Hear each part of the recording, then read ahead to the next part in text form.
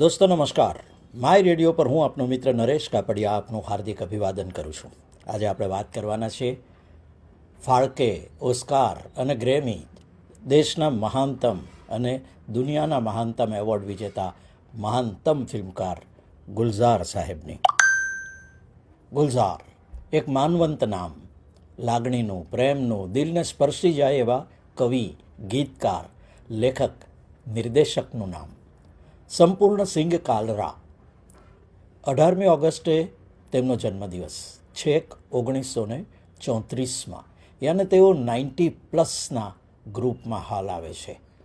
હાલના પાકિસ્તાનના પંજાબના જેલમ જિલ્લાના દીના ગામે તેમનો જન્મ. તેઓ તેમના પેન નેમ ગુલઝારથી જાણીતા. ગુલઝારની કવિતા મુખ્યત્વે 3 પુસ્તકોમાં પ્રકાશિત થઈ છે: ચાંદ પોખરાજ કા, રાત પશ્મિને કી અને 15/5/75 આ તારીખ છે. તેમની વાર્તાઓના રાવી પાર અને ધુઆં નામે સંગ્રહો પણ છે. તેમના પ્રદાન માટે ભારત સરકારે ગુલઝાર સાહેબને 2004માં પદ્મભૂષણથી નવાજ્યા હતા. સાહિત્ય અકાદમીએ તેમને 2002માં અકાદમી એવોર્ડ આપ્યો હતો. તેમને સંખ્યાબંધ રાષ્ટ્રીય ફિલ્મ એવોર્ડ્સ અને 20 ફિલ્મફેર એવોર્ડ્સ મેળવ્યા છે. 81માં ઓસ્કાર એવોર્ડમાં તેમને સ્લમડોગ મિલિયનેરના તેમના ગીત જય હો માટે ઓસ્કાર એવોર્ડ મળ્યો હતો. 2010ની 31મી જાન્યુઆરીએ એ જ ગીતને માટે તેમને ગ્રેમી એવોર્ડ પણ મળ્યો હતો. તો 3 મે 2014ના રોજ ગુલઝાર સાહેબને દેશનો સર્વોચ્ચ સિને સન્માન દાદા સાહેબ ફાળકે એવોર્ડ એનાયત કરવામાં આવ્યું હતું. આજના પાકિસ્તાનના દીના ગામના કાલરા શીખ પરિવારમાં પિતા માખણસિંહ અને માતા સુજાન કૌરને ત્યાં 18મી ઓગસ્ટ 1934ના રોજ સંપૂર્ણ સિંઘનો જન્મ થયો હતો. લેખક બનતા પહેલાં તેમણે ઘણા નાના કામ પણ કર્યા હતા. તેમાંનું એક તેમના ભાઈના ઓટો ગેરેજમાં અકસ્માત થયેલી કારને પેઇન્ટના શેડ વડે ટચઅપ કરવાનું કામ પણ હતું. તેમના જ શબ્દોમાં, મને રંગોની જાણ પહેલેથી હતી. તેમના પિતાને એ નહોતું ગમતું કે સંપૂર્ણ સિંઘ લેખક કે કવિ બને. તેમણે કહી દીધેલું, યાદ રાખજે, આખી જિંદગી તારે મોટા ભાઈ પર આધારિત રહીને જીવવું પડશે. પણ આપણે ભાગ્યશાળી કે સંપૂર્ણ સિંઘે પૂર્ણ વિશ્વાસની સાથે કલમ હાથમાં લઈને તેમના ગામને સાથે રાખીને ગુલઝાર દિનવી નામે લખવાનું શરૂ કર્યું અને જે પછી માત્ર ગુલઝાર બની રહ્યું. બિમલ રોય અને ઋષિકેશ મુખર્જી સાથે સહાયક સ્વરૂપે ગુલઝારે ફિલ્મ કરિયરની શરૂઆત કરી. તેમના રાવી પાર પુસ્તકમાં બિમલદા અને સર્જન પ્રક્રિયાની મુસીબતો અંગે તેમણે લખ્યું છે. ફિલ્મ બંદીનીના ગીતો શૈલેન્દ્રના અને સંગીત સચિનદેવ બર્મનનું હતું.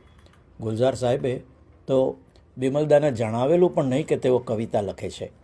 સચિનદાના શૈલેન્દ્રને કહેવાતી એક ગીત ગુલઝારનું પણ ફિલ્મમાં આવવામાં આવ્યું, મોરા ગોરા અંગ લઈ લે. આજે પણ ગુલઝારને પૂછાય કે હિન્દી ફિલ્મોના શ્રેષ્ઠ ગીતકાર કોણ, તો ક્ષણનાય વિલંબ વગર તેઓ કહે છે, શૈલેન્દ્ર. ગીતકાર ઉપરાંત તેઓ કથા, પટકથા અને સંવાદ લેખનના માહિર છે. ટેલિવિઝન પરની તેમની શ્રેણી મિર્ઝા ગાલિબ અને તહરીર મુનશી પ્રેમચંદ કી યાદગાર હતી. દૂરદર્શનને માટે લખાયેલી હલો જિંદગી, પોટલી બાબા કી અને જંગલ બુક પણ યાદગાર હતી.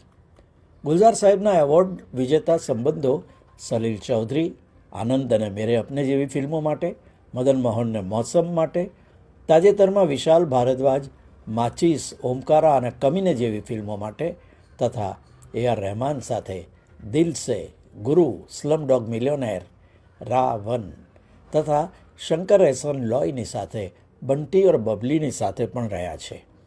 ભારત પાકિસ્તાનના જાણીતા પ્રકાશન ગૃહ દ્વારા બંને દેશો વચ્ચે શાંતિના પ્રયાસો માટે અમન કી આશા નામના કેમ્પેઇનને માટે ગુલઝાર સાહેબે એન્થમ લખ્યું છે, નઝર મેં રહો, જેને શંકર મહાદેવન અને રાહત ફતેહ અલી ખાને ગાયું છે. ગઝલ સમ્રાટ જગજીત સિંઘના આલ્બમ મિર્ઝા ગાલિબ, મરાસીમ અને કોઈ બાત ચલે ને માટે ગુલઝાર સાહેબે ગઝલો લખી, જેને ખૂબ સફળતા મળી હતી. ગુલઝારના સૌથી વધુ 11 વાર શ્રેષ્ઠ ગીતકારનો અને 4 વાર શ્રેષ્ઠ સંવાદ લેખનના ફિલ્મફેર એવોર્ડ જીતવાનો વિક્રમ ધરાવે છે. તેમને કજરા રે અને બીડી જલાઈ લે જેવા ગીતોને માટે પણ એવોર્ડ મળ્યા છે. આશીર્વાદ, આનંદ, ખામોશી અને અન્ય ફિલ્મોની પટકથા સંવાદ લખ્યા બાદ ગુલઝારે પોતાની પહેલી ફિલ્મ 1971ની મેરે અપનેનું દોસ્તો, મને ગુલઝાર સાહેબની મુલાકાત સુરતમાં લેવાની એક તક મારા મિત્ર રાજન ભટ્ટે આપી હતી. અને ગુલઝાર સાહેબે અમે પૂછ્યું કે સાહેબ, તમારી ફિલ્મો કેમ ઓછી થઈ ગઈ છે, તમે કેમ ફિલ્મો નથી બનાવતા? તો ગુલઝાર સાહેબે નિશાસો નાખીને કહેલું, અરે પહેલે જૈસી ફિલ્મોं की बात कहाँ, मेरे साथ मेरा हरी नहीं है ना. હરી યાને હરિભાઈ જરીવાલા યાને સંજીવ કુમારનો તેઓ ઉલ્લેખ કરતા હતા. ગુલઝાર સાહેબને કોશિશના સ્ક્રીન પ્લેને માટે અને મોસમને માટે બીજા ક્રમની ફિલ્મને રૂપે અને માચીસના નિર્દેશનને માટે નેશનલ એવોર્ડ અપાયા હતા. તેમને મળેલા ફિલ્મફેર એવોર્ડ્સને યાદ કરીએ તો આનંદ, નમક હરામ, માચીસ, કથાર માટે પણ એવોર્ડ, સાથિયાના સંવાદના માટે તેમને ફિલ્મફેરના એવોર્ડ્સ મળ્યા છે.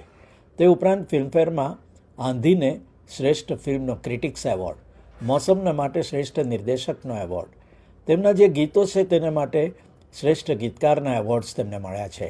તેમાં ઘરોંદાના દો દીવાને શહેર મેં, ગોલમાલના આને વાલા પલ, થોડી સી બેવફાઈ માટે હજાર રાહે મુડ કે દેખી, તો માસૂમના તુજસે નારાજ નહીં જિંદો, ઇજાઝતના મેરા કુછ સામાન તુમ્હારે પાસ પડા હૈ. ઇજાઝતના ગીતને માટે તો નેશનલ એવોર્ડ પણ તેમને મળ્યો હતો. લેકિનમાં લતા દીદી તેમનું ગીત ગાતા હતા, યાર સીલી સીલી, નેશનલ એવોર્ડ એને માટે પણ મળ્યો. તો દિલ સેમાં ગુલઝાર સાહેબે લખ્યું હતું, ચલ છૈયા છૈયા છૈયા છૈયા.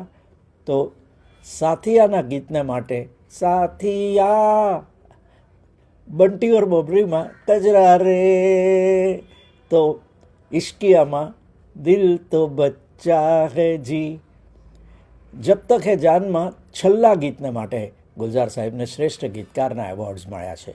તે ઉપરાંત ઉસ્તાદ અમજદ અલી ખાન દસ્તાવેજી ફિલ્મને માટે તેમને ફિલ્મફેર એવોર્ડ પણ મળ્યો અને 2002માં તેમને ફિલ્મફેર દ્વારા લાઈફ ટાઈમ એચિવમેન્ટ એવોર્ડ અપાયો હતો.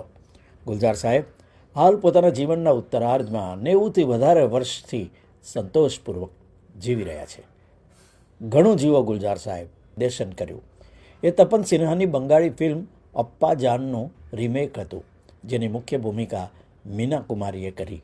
અને પછી તો કોશિશ, પરિચય, અચાનક, મૌસમ, ખુશ્બુ, આંધી, કિતાબ, કિનારા, મીરા, નમકીન, અંગૂર, ઇજાઝત, લેકિન, માચીસ જેવી ઉત્તમ ફિલ્મો આવી. ગુલઝાર પણ આપણી જેમ હરી જલીવાલા કહેતા સંજીવ કુમારના પ્રશંસક. તમે આપેલો મહાન ગીતો અને ફિલ્મોનો જે વારસો છે એ અમારી પેઢીની પેઢીઓ મમરાવતી રહેશે.